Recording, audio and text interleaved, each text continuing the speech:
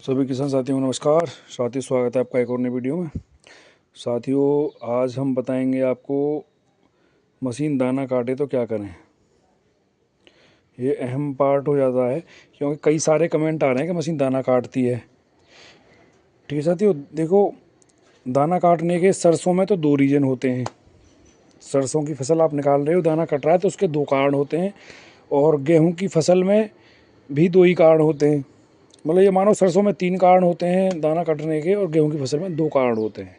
ठीक है, वो मैं आपको बताऊंगा, वीडियो एंड तक देखना। और भी जानकारी देने वाला हूँ, बहुत अच्छी आपको फ़ायदे की बातें बताऊंगा।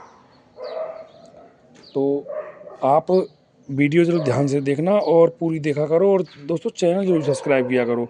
आप लोग चैनल सब्सक्राइब नहीं करते हो, फिर हमें वीडियो बनाने में कोई मज़ा नहीं आता। ठीक है साथियों, तो शुरुआत करते हैं। देखिए, अब तो गेहूं का सीज़न स्टार्ट हो रहा है। पहले बात हम गेहूं की करेंगे। देखो, गेहूं में दो कारण होते हैं दाना काटने के। मेन कारण जो 90% कारण होता है वो होता है ये वाला।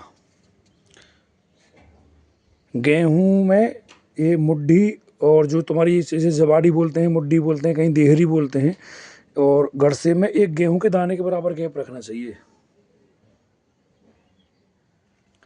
ठीक है साथियों, ये जो गड़से हैं ये, और ये तुम्हारी जवाड़ी है ये वाली जो है ये, इसमें एक गेहूं के दाने के बराबर गैप रखें। अभी हमने ये नई जवाड़ी इसमें सेट की है, तो हमने थोड़ा सी मुड्ढी जो है, ये गाइडें जो हैं, जो गड़से लगते हैं, ये हमने खिसका तो दिए हैं, लेकिन देखेंगे दाना काटेगी तो हमें थोड़ा सा 2 मिनट का समय लेके हम इसे फिर खिसका देंगे। अभी हमने बिना चलाए सेट की है मैंने अभी ये।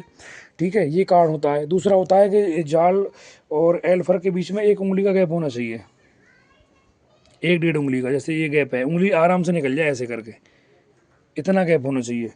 गेहूं की बात। अब बात करते हैं सरसों की। तो सरसों में ये मुड्ढी और गड़से जो हैं, जवाड़ी बोलते हैं, जवाड़ी और गड़से के बीच में भी गेहूं के दाने के बराबर गैप होना चाहिए, और जाल और इसके बीच में उंगली निकल जानी चाहिए एल्फर के बीच में। और तीसरा कारण ये होता है, ये जो दाब है यहाँ से, सरसों में इस दाब को कम रखें, क्योंकि जब बेलन की दाब ज़्यादा होती है यहाँ से, तो बेलन भी दाने को फोड़ देता है, और किसान को लगता है कि मशीन फोड़ रही है। मतलब मशीन तो वो भी हो गई, लेकिन किसान को लगता है कि यहाँ पर थ्रेसिंग होने के बाद में दाना फूट रहा है। ठीक है साथियों, तो ये अहम पार्ट हैं ये। एक तीसरी जानकारी और दूंगा मैं आपको। कई भाइयों के कमेंट आ रहे थे कि वेरिएबल पर चलाने से या न चलाने से क्या फ़र्क पड़ता है। देखिए, बहुत बड़ा तो नहीं कह सकते, लेकिन हाँ, 1 घंटे में कम से कम 250 ग्राम डीजल का फ़र्क ज़रूर पड़ जाएगा। अगर आप वेरिएबल चलाते हो गेहूँ में, ये जो वेरिएबल है डी बेल्ट आप चलाते हो, तो 250 ग्राम डीजल ज़्यादा लेगा सेम लाख पर, सेम कंडीशन में।